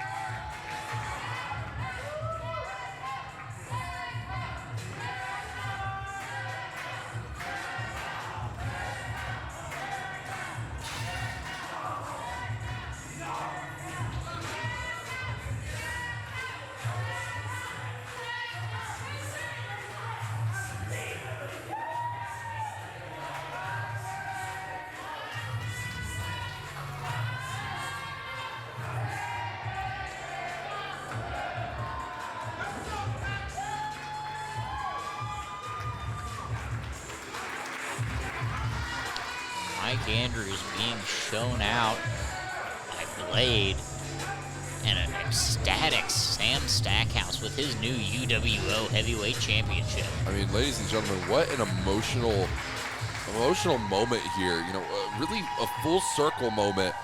Not only is he your Loco Wrestling champion, he is your new UWO Heavyweight champion. The boyhood dream comes true. Look at that respect from the first UWO Heavyweight Champion, Blade. You want to talk about a passing of the torch? I mean, I don't think Blade is completely out of the game, or so to speak, but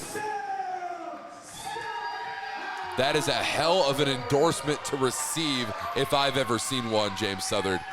Without a doubt. How about that, folks? We told you tonight was going to be historic, and just like that, we have a new UWO Heavyweight Champion and still Loco Wrestling Champion, Sam Stackhouse. No, I mean, it's absolutely incredible, James. I've been very fortunate, as have you, to be able to follow the career of Sam Stackhouse from wrestling in front of 10 people up in Tulsa, Oklahoma, to working the Hammerstein Ballroom for Game Changer Wrestling, becoming the game changer of the Oklahoma independent wrestling scene, and now he is your UWO heavyweight champion. Absolutely phenomenal. A sold-out record capacity crowd at the Hammerstein Ballroom, might I add.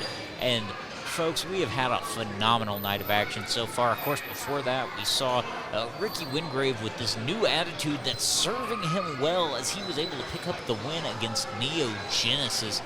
What a contest that was. Neo Genesis, obviously the future of Oklahoma wrestling, but Ricky Wingrave, perhaps the present with this newfound attitude. Yeah, I got to be honest with you, James. I have to say I miss the Ricky Wingrave of old. I miss whenever Ricky and I used to be able to have conversations. We used to be able to enjoy, a nice drink at the VFW bar and really relish in friendship. And Ricky Wingrave doesn't give a damn about friendship. He doesn't give a damn about this locker room anymore. He only cares about himself. He doesn't care about these people like he used to. Well, I'm sure that friendship and bellying up at the bar really helped pay his rent. But now he's picking up wins, and that's what matters. He's succeeding in his field, and he is doing so quite impressively. Well, ladies and gentlemen, before that, we saw Adrian Vega, Kareem Sadat, and our RDW Brass Knuckles champion Ronnie Morton take on Malachi, Ryan the Ripper Allen, and Duncan Kincaid. And Team Morton would end up picking up a hell of a victory there. Very phenomenal way to a very chaotic matchup indeed, and it was definitely one to remember. And James, I got to get your opinion on this contest. Nova Phoenix and Stormy Renee taking on Luna Nightshade and Chicken Little. Of course, we told you that six-man brass knuckle brawl was going to be chaos, and it definitely was. But Nova Phoenix and Stormy Renee, the unlikely team that we didn't see coming, taking on perhaps an even more unlikely team, an interspecies team of Luna Nightshade and Chicken Little. Chicken Little, try as he might, he interfered, he did his best, but it wasn't enough. The cluck and claw connection was unsuccessful there against Nova Phoenix and Stormy Renee. But we saw a battle of the veterans. Lethal Leo Fox took on Bo Bedden, CYN star, fresh off in his NWA 74th appearance, picked up the win in that one. But I know it probably won't be the last time we see those two facing off in a UWO ring. Absolutely not, especially because Bo Bedden is already, I've been hearing murmurings at intermission. I've been checking my social media feeds. Bo Bedden is already clamoring for a rematch. He wants to get better. He wants to train. He wants to take that as a learning opportunity, and he wants to take on Leo Fox one more time. And then in that opening contest, Merc made a surprise appearance against Logan Knight, who had no clue he was going to have a match tonight, but he held his own, but Merc came out victorious. But let's throw it back down to Double T for our main event.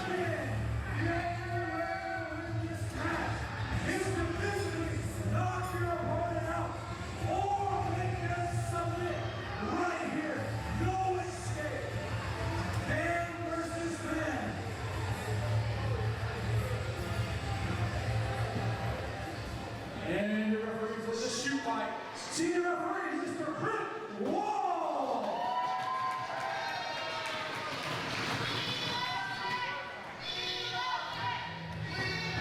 Well, ladies and gentlemen, this matchup, our main event of the evening, it is the Fight God Brawler Morrison is going to be taking on the Next Gen Dragon in Mitch Onyx. We have seen these two go to war twice before, a multitude of times actually over a multitude of companies, and we've seen it go back and forth between both men's favor. Those were in standard professional wrestling matches. We even saw a dog collar matchup at Empire Pro Wrestling between Brawler Morrison and Mitch Onyx. What a phenomenal matchup that was. And now we are seeing Brawler Morrison take on Mitch Onyx in a shoot fight, James. As we said, we know what you normally see when two men enter a pro wrestling ring. This is not that.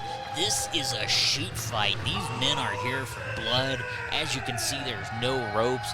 You're not going to see any flipping flying. You're going to see hard hitting. You're going to see submissions. You're going to see these guys doing everything it takes to pick their opponents apart, hold them down, knock them out, or make them tap out. You want to call yourself my next gen dragon? I got the Dragon Slayer right here in this ring. And before this night is over, I promise each and every one of you, you're going to see a man get his life smashed right in this ring.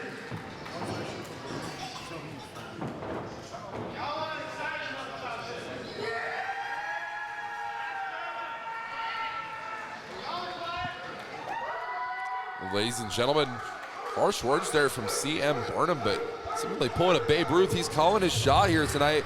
Says that his client, Brawler Morrison, will be picking up a victory. But that is only if Mitch Onyx cannot do what he has to do to put Brawler Morrison away. Keep in mind, ladies and gentlemen, as James Southern said, there are no ropes. There are no turnbuckles. That means there are no rope breaks in this matchup. It is submissions and knockouts only. The cage is here to do nothing but keep these two in the ring until we have a winner. Submissions, TKOs. That is the only way we are going to be seeing an end to this contest. There are no rounds, no time limits. It is simply two men going toe-to-toe inside a steel cage.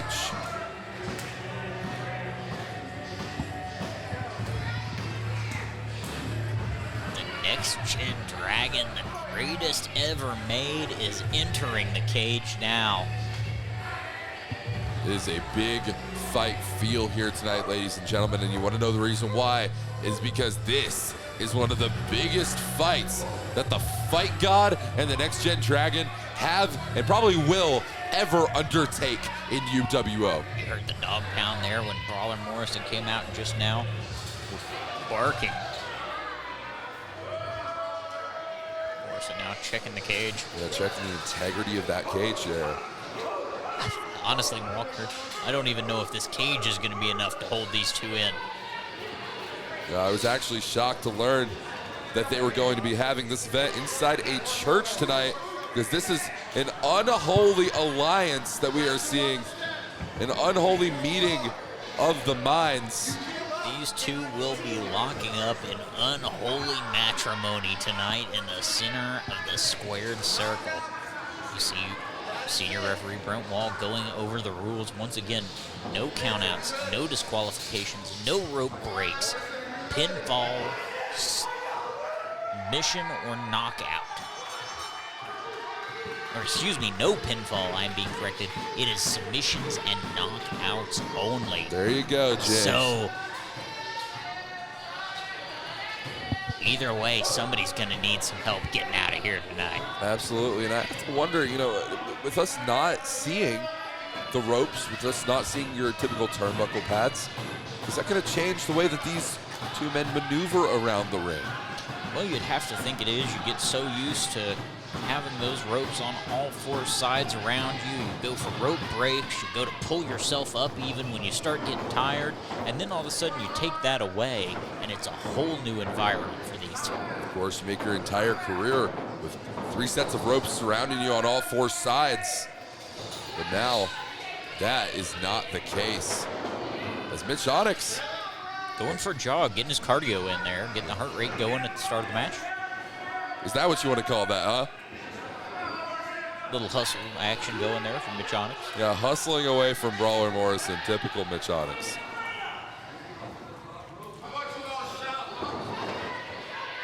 And Mitch Onyx utilizing the cage there. A little bit of Spider-Man tactics there.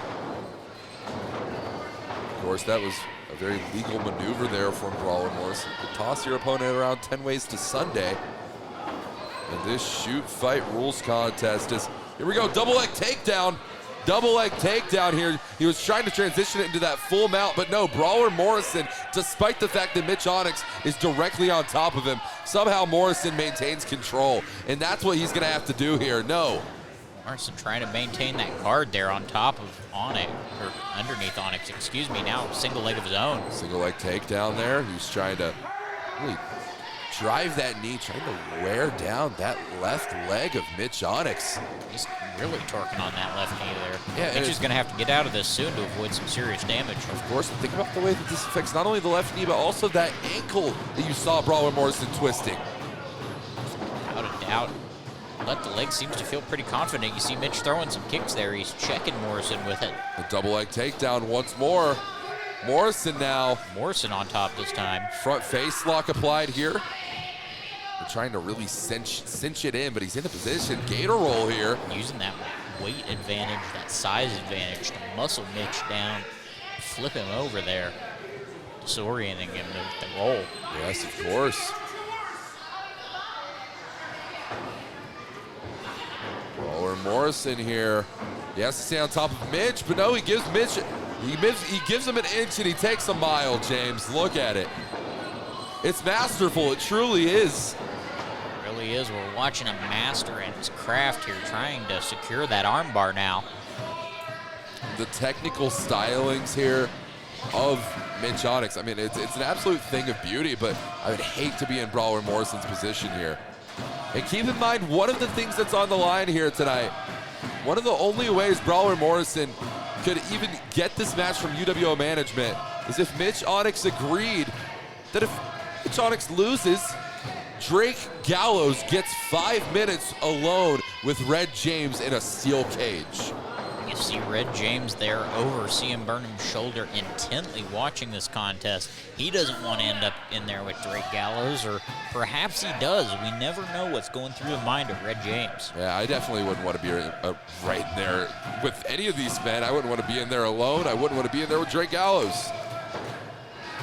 Right now, Red James looks cool, confident, and collected over there in the corner, but with Morrison cinching in this grapevine here on the leg of Mitch Onyx, you got to be having a contingency plan. What if Brawler Morrison picks up the win tonight?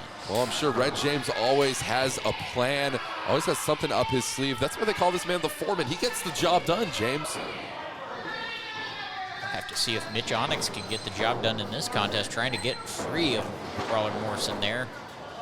Oh, maintaining control of that right ankle, right foot. He has the toes as well. Oh! Looked like Mitch Onyx was going for a kick there, but just couldn't get all of it. His legs have been picked apart by Brawler Morrison. Oh my gosh, the concave chest, pectus excavatum. Big palm strike there from Morrison, lighting up the chest. Again. Next Gen Dragon.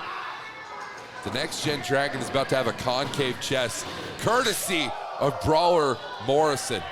There's no ropes for him to lean into, but that cage was basically the only thing holding Onyx up. But picking the ankle here. Good single leg roll through there.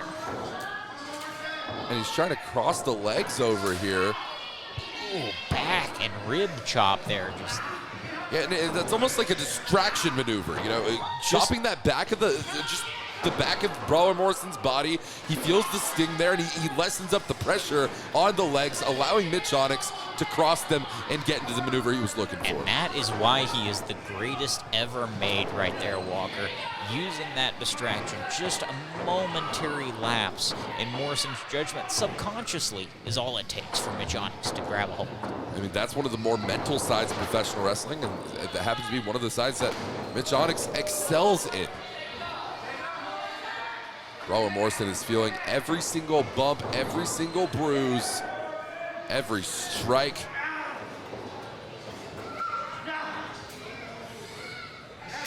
Oh, again, these open palm strikes. Just slapping him. Heavy, heavy palm strikes. Absolutely brutal. Now going for some small joint manipulation there, bending the fingers back. Yeah, the fingers and that wrist, they're all interlaced right there. And he sits down and he's trying to go for a cross arm breaker, but Brawler Morrison, he manages to interlock the fingers. He has to hold on to that if he wants to stay into this contest. That arm goes straight. It is all but over for Brawler Morrison there. Morrison now still maintaining control of those hands. And you notice how quickly the tides turn in a match like this, James. Just slaps aplenty being delivered by both of these men. Oh, It's like a Russian slap fight here in the New Beginnings gym. knew it was a shoot fight, but it's turning into a slap fight as a modified abdominal stretch being applied there by There you Morrison. go. Ooh. Wait, what is... Red James now is making conversation over here with CM Burnham. That's never a good sign. Oh, Wait, he's hit Burnham with his own cane. CM Burnham's down. Brixton, get over there and do something. No, wait. Oh, Brixton into the cage as well. Oh, Red James looks like he's breaking into the cage during this shoot fight. Brawler Morrison cannot turn his back on Mitch Onyx, though. So Red there got his hand caught in that door. Enziguri. Oh my gosh, he's got him in the sleeper hold. And Brawler Morrison, you see the motion starting to slow down throughout his body now. Onyx now releasing him. Maybe he's going for a Gotch style. Attempting to pile drive him here in this shoot fight. That's not something that you'd expect to see. He's got that abdominal stretch there. And it's the repeated shots to the back of the head, completely unprotected. Mitch Onyx is fading. Mitch Onyx, he's out. He's tapping. Looks like the referee was stopping it there. And Red James has now infiltrated the cage here. And he is putting the arms, putting the hands, those right shots to Brawler Morrison. Brawler Morrison doesn't even get to celebrate, doesn't even get to relish in the fact that he picked up one of the biggest victories that he has had since winning the UWO Heavyweight Championship over a year ago. Brawler Morrison now on the receiving end of a beatdown. But when you mess with Mitch Onyx, you mess with Red James, you mess with the entire crew. This is, I don't, well, there's the urban legend. There's the urban legend. Drake's gonna do something about this. Bringing in an equalizer is Drake Gallows. And keep in mind, ladies and gentlemen, the stipulation at hand here. If Brawler Morrison won, which he did, Drake Gallows gets to go one-on-one with Red James in the ring unsanctioned. No bells, no referees for 5 minutes. Brawler Morrison now doing a number on Red James. Drake Gallows. This is an all-out assault here. Oh! The whiplash effect on behalf of Gallows served. And it is served ice cold.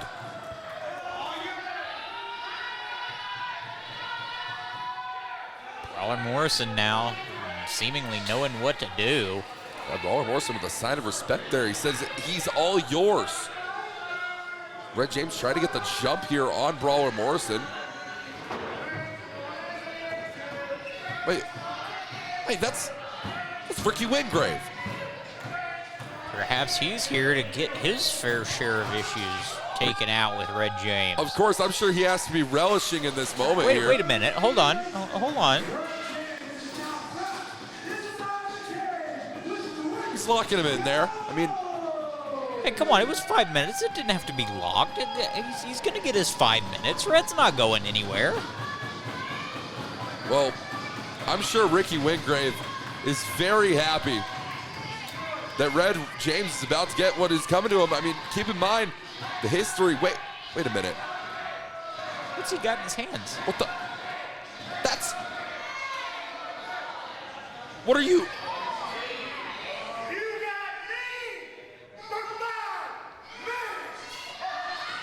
James, I can't believe what the hell? I believe we've seen a good old-fashioned double cross What the? Oh!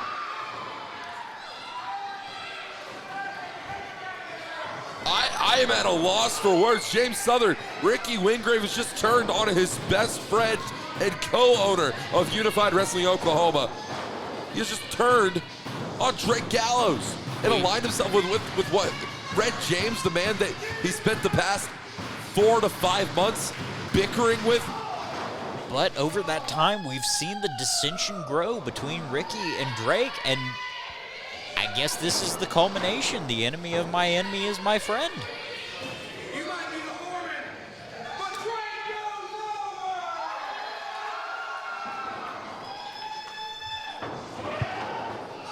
over! Wow, right into that cage. This is absolutely devastating here. Right. Skipping underneath. What is Red James going back to those? Oh, the brass knuckles! The brass knuckles! Where the hell is Ronnie Morton when you need him? One good shot from those brass knuckles, and Drake Gallows is down. I mean, and anyone would be. I would be. You would be. Like, there's no competition to a foreign object, especially when that object has the impact that these brass knuckles do on the hands of Red James. There's that equalizer that you mentioned earlier.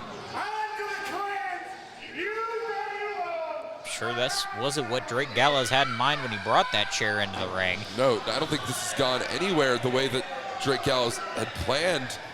I don't even know if Drake Gallows walked in here with a plan. What is... Wait a minute. No. Wait, what is...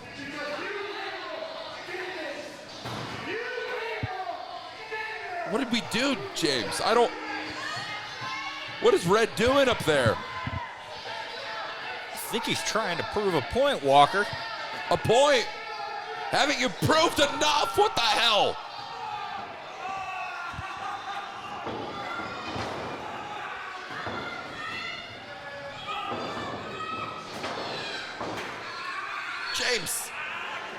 James, someone needs to stop this. Somebody. What the? No! Oh, and another shot with that chair. Somebody in the back, somebody in the production truck, get some damn security. We need securities, we need referees, we need everybody we can get. Somebody called the National Guard. This is absolutely heinous. We're talking about a man with a family. 2 children and a wife that need to be supported. And Red James is incapacitating Drake Gallows' ability to do that in this ring, to do that in this damn company.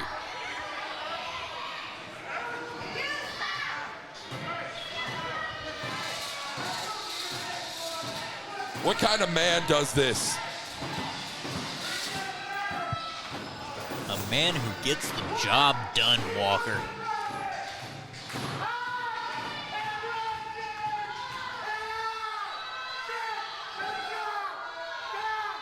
Say what you will about Red James. When he says he's going to do something, he delivers.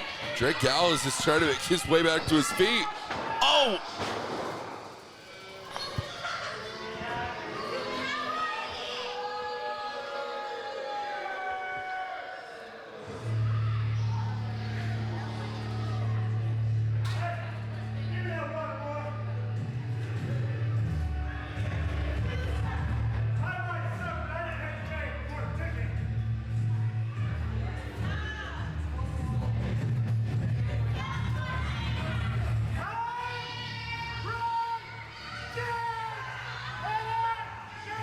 Ladies and gentlemen, I'm at an absolute loss for words as Double T and Brixton Barricade make their way into the ring, trying to check on Drake Gallows here. What is James? What we need answers.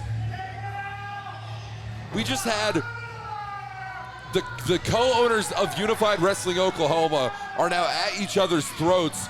Drake Gallows is incapacitated, and we have a man walking around calling himself the foreman, saying that he's taking over UWO. What is the future of our company?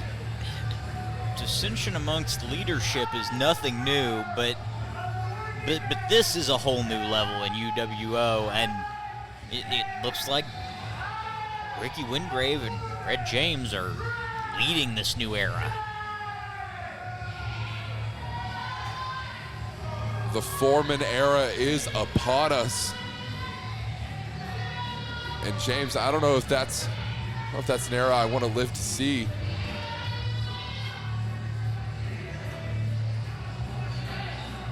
Finally got some help down here for Drake Gallows. We have We've got Turnbuckle Tim in there. We've got a couple of our officials. I see senior official Brent Wall in there. Yep, we have our top officials on staff here, ladies and gentlemen. Brixton Barricade, senior referee Brent Wall. Double T, Timothy Carter. This is an absolute travesty that we've witnessed this here tonight. I mean, this is obviously not at all how we expected this night to go for anyone. I severely doubt Drake Gallows had any intention of this being the case, and what a night.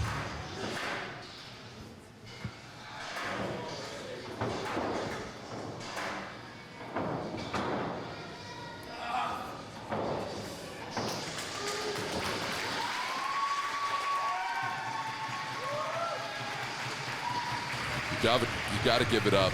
You got to give credit where credit is due. The urban legend making his way back to the locker room. We have our top medical staff on hand, and we will be keeping you updated. Stay tuned to Facebook.com/Unified Wrestling Oklahoma, Patreon.com/Unified Wrestling Oklahoma for all of your updates on Drake Gallows' medical situation. And Red James, as if it's not enough, is yelling from our windows, from our rafters. We got Mama Gallows. This is truly a dark age in Unified Wrestling Oklahoma, ladies and gentlemen.